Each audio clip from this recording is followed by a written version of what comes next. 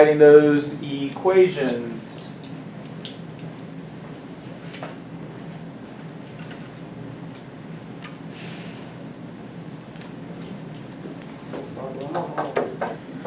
That'd be a good idea. Because it is really hard to ask questions about the things you don't understand if you have not tried them. I know, Zay, you came in and saying, Mr. Kennedy, you got to stop doing that homework. But for real, if you don't ever have time to sit down on your own and just practice a handful of questions, then you don't know what questions you have to ask. This isn't to punish you. Today's literally a check to see, hey, did you try it? So we have no questions about these equations that I have written. Can you go over it? Hey, sometimes I don't Go need over chart. number 8. Number 8. Yep, step by step. One thing I would point out is you could make a table here if you wanted to, or a graph. Notice the first term is 60, second term is 30, third term is 0, fourth term is negative 30. We all good with that? So what am I repeatedly doing to go from 60 to 30 to 0 to negative 30? Right? Every time. Notice that is a common difference if you take the current value of 30 and subtract the previous of 60. That's negative 30. If you were to take negative 30 and subtract the previous of 0, you would get negative 30, right? There's a common difference there, which is why with the recursive equation, I said f of n is equal to f of n minus 1 minus 30, right? So the current value, the current output, is equal to the previous output. I'm just subtracting 30 from whatever's previous. So 60 is the first output. I want to find the second one, so I subtract 30 from that previous. However, I cannot just put a rate of change in there. I also need what? A starting point or a starting value. Those two things together in that recursive, that can help me write my explicit equation. Right? A recursive relates what two main ideas? The current output and the previous output. Okay. But an explicit equation relates what two ideas? Inputs and outputs. And so when I look at f of n, that whole thing, remember I plugged in for n. So f of n is not my input. That f of n is my output. So when I look at all this information either in the recursive or I look at the table, what is the starting output? 60. So I started with 60. And then what am I repeatedly doing to that 60? Minus 30. I'm subtracting 30. And so what am I doing between this minus 30 and the set of parentheses? Because multiplication is repeated addition. You cannot forget that fundamental truth. That explains why this is the equation. And then I had to do n minus 1 because I started at the first term. I will point this out.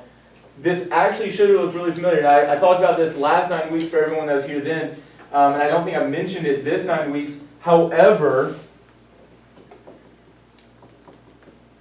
we should recognize this equation. What is that?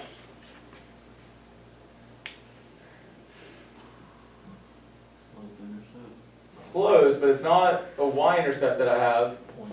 It's point slope. And you can use that point slope if you want. Notice if I just flip this, negative 30 times n minus 1 plus 60. There's my point. Here's my slope. Because what is a slope? Just an additive rate of change. So this structure is identical to that point slope that you learned before. Y'all probably did y minus y1 equals m times x minus x1. But it's the same thing. Sorry, I forgot that that's usually how you've seen it. But it is the same thing. I just had to add y1 to both sides. And that's more useful because now you just have y equals. Same exact equation. All right, that's point slope. But, McKay, what is this down here? What was the equation you were saying earlier? Slope intercept, which is y equals mx plus b. There's my slope. There's my y-intercept. Right? If you went backwards in your table, the 0th term would be 90. So you can do that as well. They're both correct. Cheyenne, does that answer some of the questions you had? Okay, I know there's a whole lot there, but that's why the equations are the way they are. You need to recognize what is your starting value, what is your rate of change, and that equation is defined by those two ideas. Any other questions before we move forward? Ready to look at numbers 10 and 11? I think those are the most confusing for everybody.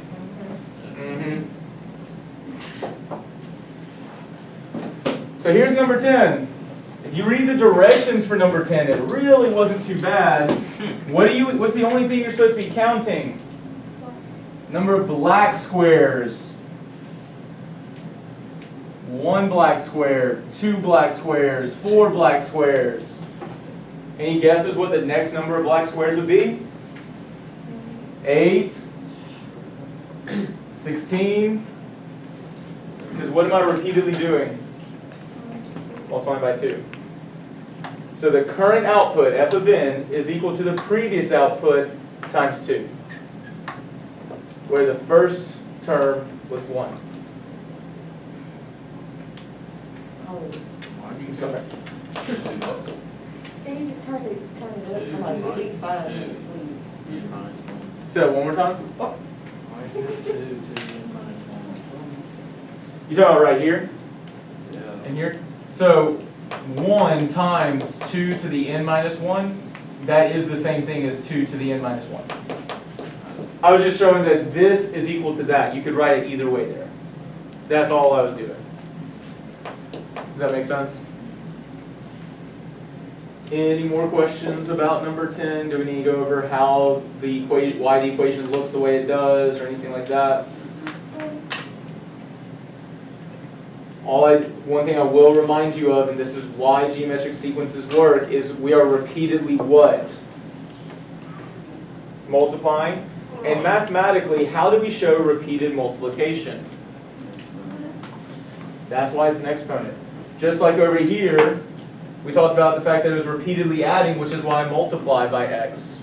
Here, I'm repeatedly multiplying, which is why it has an exponent. These equations are not randomly made up things. The way that they are written, the algebraic representation is defined by the pattern that is there. And for those of y'all that are struggling with number 11, all you had to recognize is that there was no common difference. There also was not a common ratio. Right? That's plus 3, that's plus 5, plus 7. There's not a common difference. And there's no common ratio. That is not equal to 9 divided by 7, so it's just neither. You will actually learn about this type of sequence later this year, though. And I'll go ahead and give you a little preview, because we have talked about it. Do you see how that's a common difference? So 3, 5, 7 plus 2 and plus 2. Which would mean that this right here is arithmetic. But we have already talked about the idea that it is linear. Which remember, that's x to the first. What would be 1 power higher than x to the first? This would be quadratic or a parabola. You don't have to know that by now, or right now, but that is something to pay attention to, that, again, there is a pattern to how these structures happen. There's a reason why it looks that way. And so we'll talk more about that later. Any more questions before we move on? Going once, going twice. Sold. Okay, so we're going to look at our objectives before we relaunch 1.9 and do mostly group work today in small groups. And then we'll wrap up. Zay, can you read our objective out loud for today? Oh yeah, you're right. Jamar's got it. I forgot about that. That's my bad. Don't interrupt him then and be like, oh no, you told me I could do it. Alright, it's I can use principles or arithmetic sequences to read arithmetic means, arithmetic sequence. So we can use principles of arithmetic sequences to find arithmetic means. We're going to review a couple of important concepts that we actually discussed at the end of yesterday, but I do want to remind you of a fundamental truth. An arithmetic mean is also known as what other concept that you studied in middle school? Starts with an A. An average, right? And so an arithmetic mean, an average, that's all that an arithmetic mean is. But there are times when just finding the arithmetic mean is not necessarily the easiest, which is why you need multiple tools in your toolbox. I don't ask you to just learn things or just memorize mathematics. One, it is useful to learn how to think, which you got to have multiple tools in your toolbox to do that. But two, in the real world, while you might not have to do this directly, the idea or the ability to say, hey, I have these options in front of me, let me pick the most efficient one, that's an important skill in life. So we are learning how to deal with things in the real world in this classroom, even when you don't necessarily see it. Trust the process, trust the system. The other thing is, and I do want to address this, I know that you're probably not used to, especially in a math class, being in a small group. However, the reason why you're in a small group is one, when you're stuck, you can ask people questions. Two, when you understand something, if you have to explain it to someone else, you're going to learn it better. And three, and this is the most important one, I need you to hear me on this very clearly. In the real world, you're going to have to learn how to communicate with people. Sometimes they may be your friends, sometimes they may be people you don't particularly like. I don't care. One of the most important skills you can gain in high school is the ability to learn how to talk with people and communicate with people. So we're developing those skills even here in this math class. You need to talk with the people around you. You should not move on from a problem until everybody in the group understands how to work that problem out, because you are responsible for each other's learning. The people right around you, not the people in other groups, but the people right around you, is your math family while you are in that group. Take care of your math family. So, here was a couple of strategies that we looked at yesterday. With number one, I think the most common one we saw was just guess and check, right? That got to be a little bit harder when it got to number two, wasn't it? And so again, this is the idea. We need multiple strategies because sometimes, like number one, guess and check is awesome.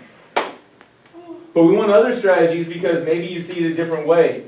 The second strategy that we talked about was identifying what the common difference was, because we knew to go from 5 to 11, you had to go a total of 6.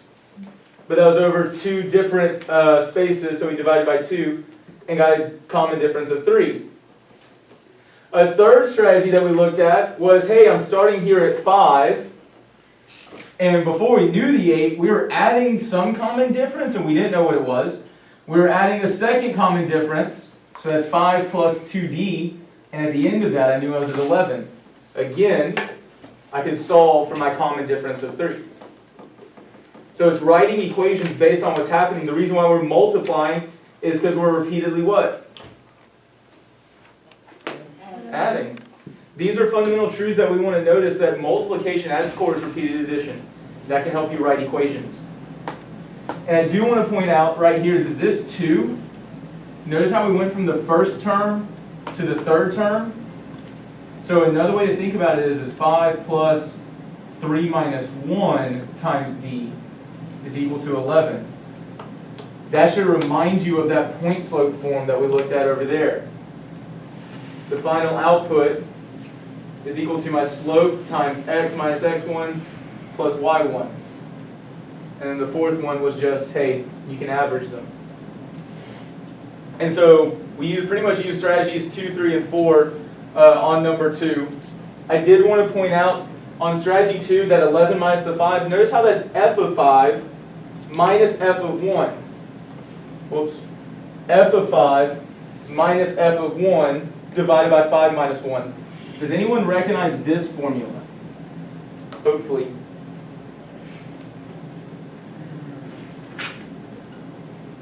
So another way to write that is f of x of 2 minus f of x of 1 divided by x of 2 minus x of 1.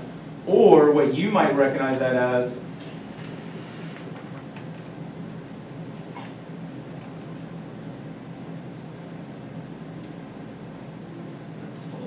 that's the slope formula. Right? F of 5 minus f of 1, that's y sub 2 minus y sub 1. divided by x sub 2 minus x sub 1. Notice that's also, we looked at it graphically and tabularly, rise divided by run. You can just find your slope. That's one of the biggest strategies here. You can write an equation, or you can just find the averages. These are 2 or 3 really powerful strategies to use. I don't care which one you use. Oh,